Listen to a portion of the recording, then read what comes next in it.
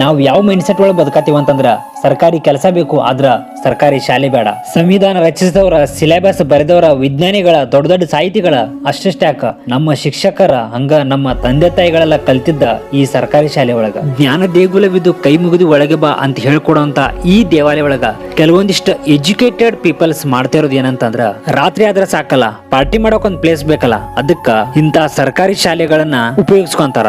ಅಲ್ಲಿ beer bottle, plastic bottles, cigarette, cake box, ಛೇ ಎಷ್ಟು ಹೊಲಸು ಮಾಡಿದಾರ ಅಂತಂದ್ರ ಈ ಎಜುಕೇಟೆಡ್ ಪೀಪಲ್ಸ್ ತಾವು ಕಲಿತಂತ ಶಾಲೆ ಒಳಗ ಈ ತರ ಮಾಡ್ತಾರಂದ್ರ ಇವ್ರು ಯಾವತ್ತು ಉದ್ಧಾರ ಆಗಂಗಿಲ್ಲ. ನಿಮ್ಗ ಫ್ರೀ ಬ್ಯಾಗ್, ಡ್ರೆಸ್, ಊಟ, ಪುಸ್ತಕ ಎಲ್ಲಾ ನೀಡಿದಂತ ಈ ಶಾಲೆಗ ನೀವೇನ್ ಕೊಟ್ಟಿರಿ?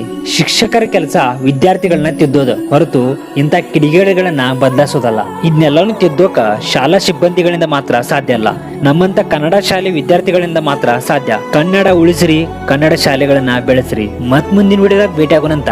ನಮಸ್ಕಾರ.